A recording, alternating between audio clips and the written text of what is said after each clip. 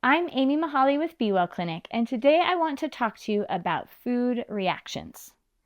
A lot of people know about food allergies and food sensitivities, but did you know there's a lot of other reasons why you may be reacting to a food?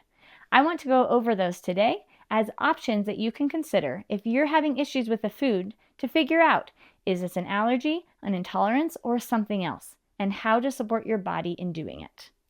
Let's get started with the first two that most people understand about. First off is a allergy to a food. Allergies to foods show up with an IgE protein that you can detect on blood work. When an IgE is present, it means the body has a specific immune cell to look for and attack that protein when it comes into the body. This is what's called a true allergy. A lot of people have more IgG, or food sensitivity, which may show up as other ways. Inflammatory markers, even CRP, can be showing up when you have an inflammation response to the food, but it's nonspecific. This is the difference. Specific food allergies, specific memory cell of IgE. Nonspecific reaction is going to be a nonspecific inflammatory marker showing inflammation when you eat that food. However, there are so many other options that can be happening. A lot of people take foods out of their diet that they don't need to because their body is undergoing a different type of process than these two. So let's talk about what some of those are. The next one I want to talk about is correcting nutritional deficiencies.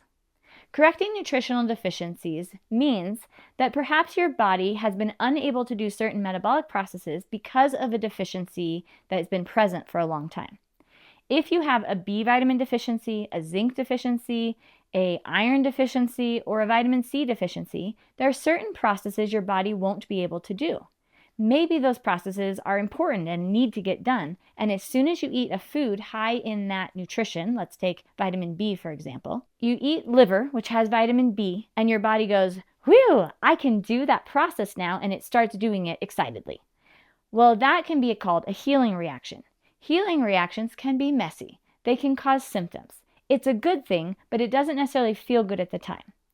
When you are correcting nutritional deficiencies and getting a healing reaction, the thing you want to do is slow down the intake of food. We don't want to deprive the body of what it needs, but what we do want to do is say, hey, you're going to get more tomorrow. Let's just do a little bit every day. That will help your symptoms be more tolerable. In a very similar way, the next thing on our list, which is detoxification and cleansing. So detoxification and cleansing is when our bodies take the nutrition or take the substance that comes into it and use it to cleanse or detox the body. Egg whites are a really good example of this. A lot of people may not be reacting to egg white as an allergy or even a sensitivity. They may be cleansing metals. Cleansing metals is a messy process. It will create symptoms in your body.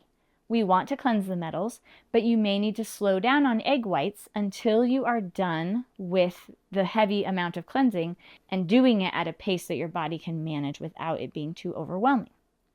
Other examples of cleansing or detoxification would be eating raw plants, doing juicing. You may not be reacting to the juice in a sensitivity or an allergy way. You may just be cleansing too fast for what your body can handle at the moment. So hopefully those make sense. We're going to move on to some more bulleted items here. The next thing that we can be doing is when we eat certain foods, we can be doing flora-related changes. It can be feeding beneficial bacteria, feeding pathogenic bacteria, or starving pathogenic bacteria. Let's take those one at a time. If we're feeding beneficial bacteria or beneficial flora in our body, what happens is that flora multiplies.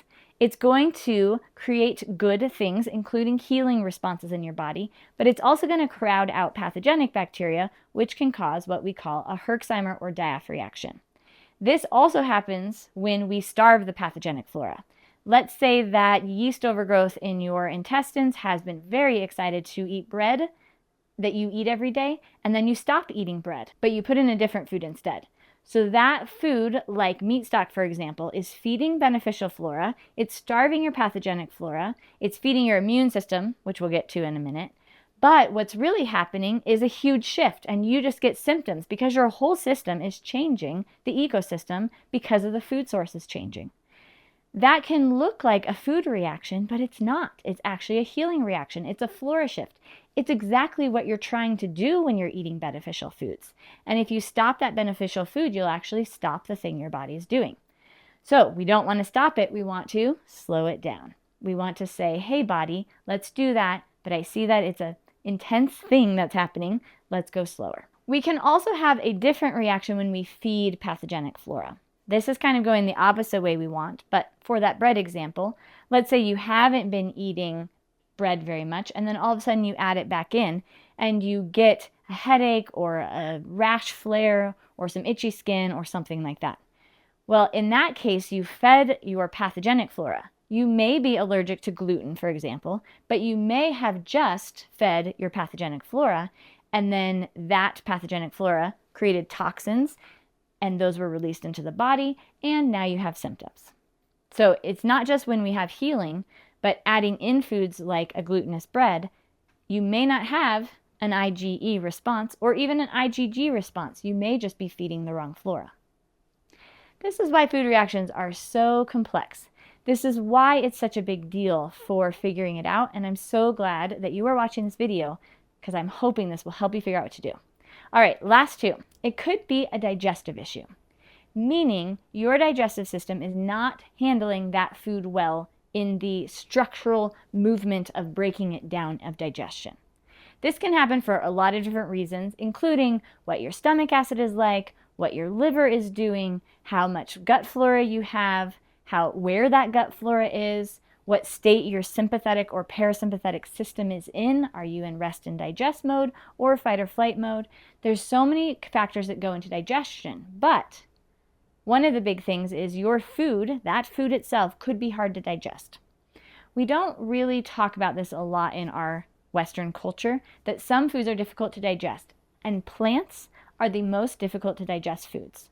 All traditional cultures have had ways to pre-digest or partially digest foods, like fermentation, long cooking, or different preparation methods like they do with cassava flour. If we need to pre-digest those plants, and we don't, we eat a lot of raw foods, a lot of foods that are unprocessed, and we have a weak digestive system, then we're going to have problems. We're going to have reactions to that food.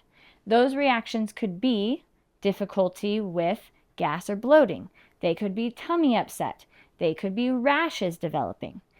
This also overlaps into the flora because an undigested food that gets down into the colon will feed flora that maybe wouldn't get fed if it was digested properly and absorbed in the small intestines before it even got to the colon.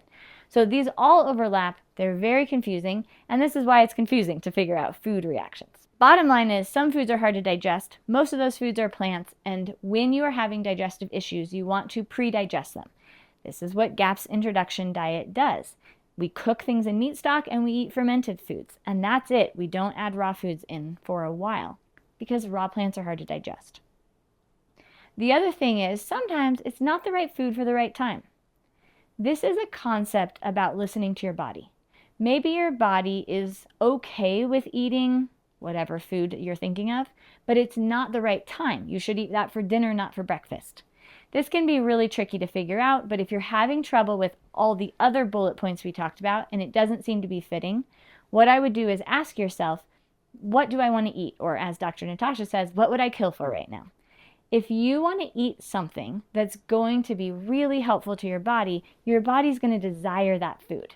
If you're not desiring that food, it may not be the right food to eat at the time, even if you can eat that food at other times. So that's just a tricky caveat, but it does come up, so I wanted to share it. The last point is feeding the immune system. This is really similar to correcting nutritional deficiencies, but I'm separating it out because it's really about giving your immune system the foods it needs to do its job. Its jobs are to have general inflammation, to clean things up, to detoxify your body, to clean things up, and also to clean up the flora, meaning getting rid of pathogenic and putting in beneficial flora, or at least providing room for that beneficial flora. So when we feed the immune system, primarily with fat-soluble vitamins, collagen, vitamin C, and a lot of minerals, we are going to see a benefit. If you eat a nutrient-dense, immune-feeding food like animal fat, including butter, you may find you have a, quote, reaction to that butter, but it's really because your immune system has suddenly been fed and you can do the jobs you've been trying to do. It's a little different than the cellular metabolic processes that we talked about with correcting nutritional deficiencies, and it's more a direct feed of the immune system. Okay, there are probably other nuances, but these are the main ones that I find all the time. I hope that you found this video helpful. What are the things that you think? What is the main thing that you feel like, oh, maybe it's a blank reaction instead of a sensitivity? If you have those, share them in the comments below. I'd love to hear what you have and what your thoughts are. Also, if you have something that I didn't think of, please share it in the comments and we can learn together as a community.